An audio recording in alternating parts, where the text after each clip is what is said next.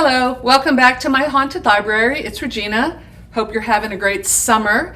I just got back from a little getaway vacation at the cabin in the woods that we usually book every summer, sometimes in the fall, sometimes in the spring. It was really nice, had a great time. It was lovely to have Lucky off the leash so she could go running through the woods, and she's a great trail dog, just like my dear Lily was, and it was nice. It was a nice, refreshing time. I love to be in the country. I'm a country girl, born and raised, and there's nothing like it to soothe the soul. I also brought with me a Laymon book, which I devoured. So I'm going to talk about my reading and Rumps mid-month update for the month of June that I'm doing with some other co-hosts, which I will link their profiles below because they have been posting videos. I finished my third Laymon book for the month, and I'll talk about it in a second. Oh, but before we get there, I wanted to remind you to buy me a coffee if you would like to support the channel. This is a lovely latte from Calm Waters Coffee Shop in my hometown of Bristol, PA,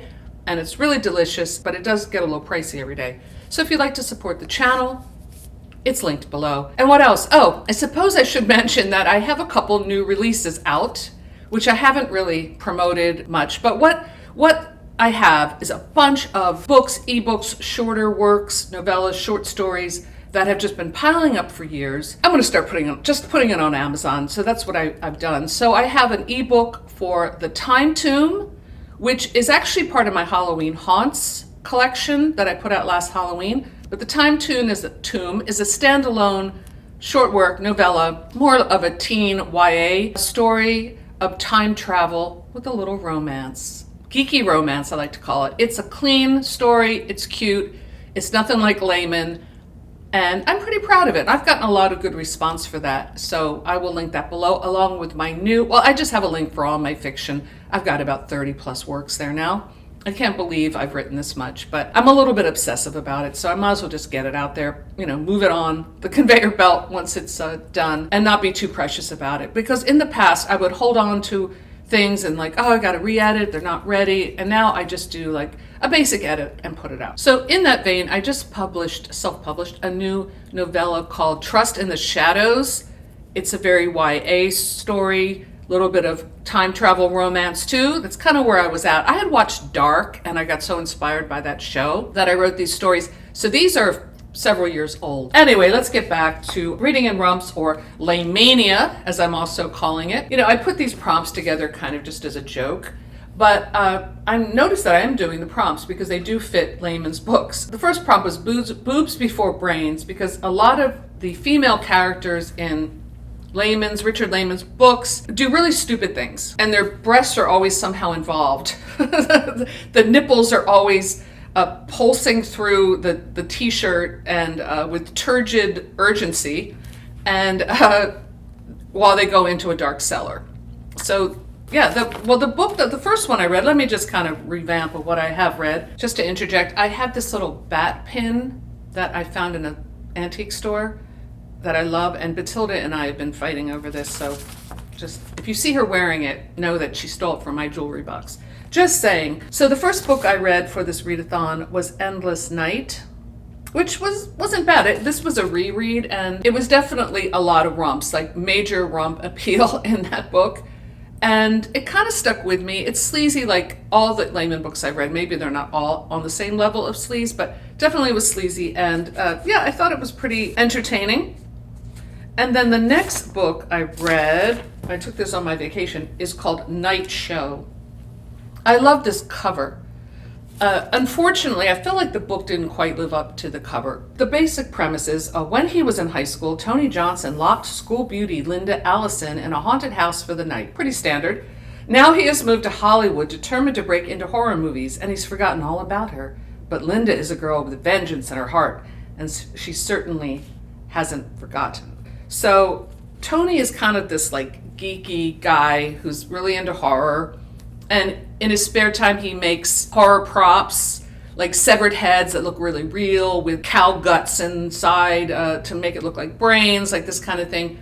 And he starts stalking a Hollywood real effects woman who has a career, and her name is Danny. And she's a special effects artist. And she starts getting a little creeped out by this guy. He's playing tricks on her, doing creepy things like putting like a head on, I think it's in her pool or on the diving board, and she thinks it's real. And then he's trying to impress her with his skills and work his way into the industry, which is, I guess you could do that way. I think most people, if some like weirdo was stalking them like that, that they would immediately call the cops or be like, put a restraining order on this guy. But Danny, boobs before brains, decides to let him into her life a little bit, even though her lover, and there's some pretty explicit sex scenes in this book, and I giggle because they're always pretty silly. Her lover is advising her against it, but when has that ever stopped anybody? And there's like a scene where she's wearing just a string bikini in the backyard barbecuing, and this kid shows up and she kind of like, invites him in the house with her bikini on.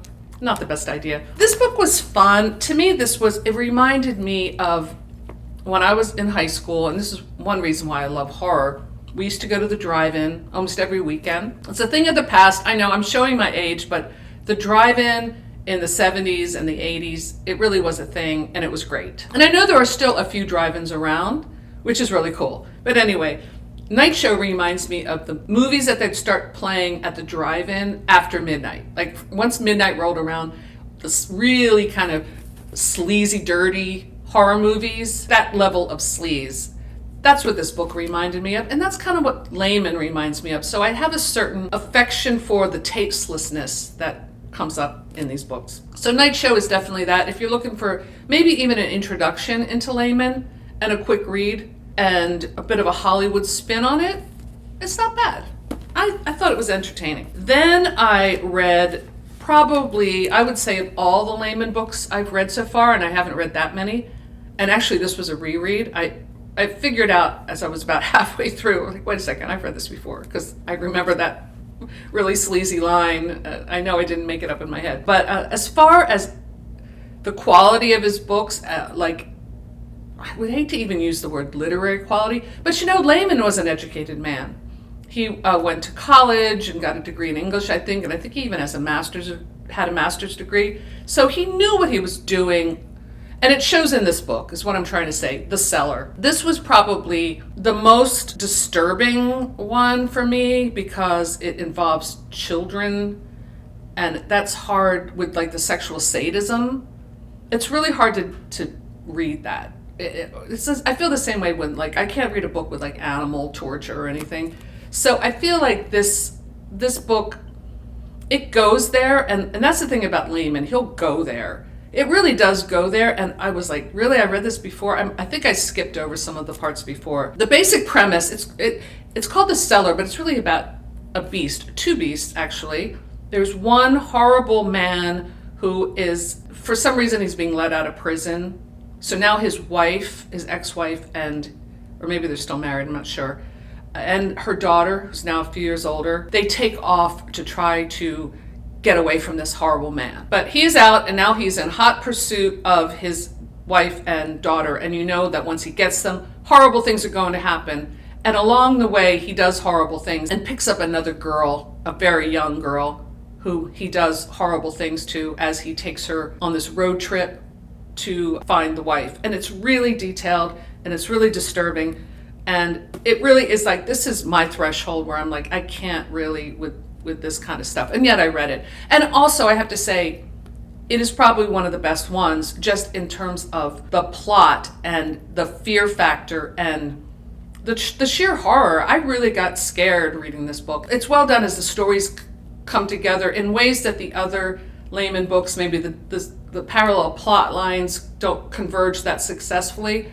I feel like this one really did, and I would recommend this as a book if you want to check out Laymon, but you got to know what you're getting into. So Laymon in general and his books have been heavily criticized by giants of the genre, like Stephen King, who wrote in Danse Macabre, there are haunted house stories beyond numbering. Most of them are not very good. The Cellar by Richard Laymon is one example of the less successful breed. And Will Erickson, the co-writer of the Bible of sleazy 80s horror books, Paperbacks from Hell, which he wrote along with Grady Hendrix, described The Cellar as easily one of the very worst books in the genre that I have ever read, detailing what Erikson perceives as a distasteful use of sexual violence as a theme.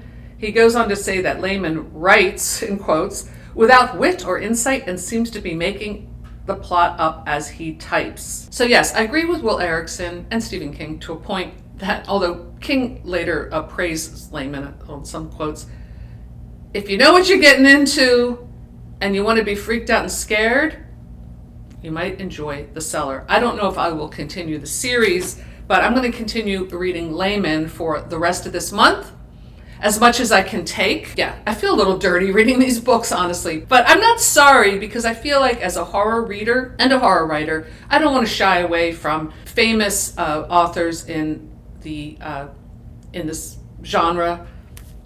I mean, Clive Barker is very graphic, although a lot more literary, so maybe that sort of makes it a little more palatable. I'm not sure, but I think I'm surviving Laymon. I think I might read some more extreme horror this summer, or just go back to my usual gothic romances. I don't know.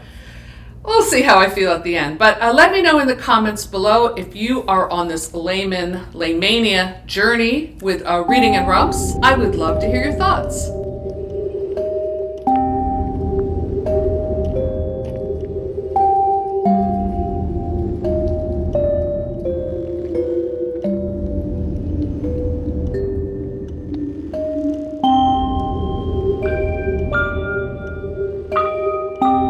So that's all I have for today.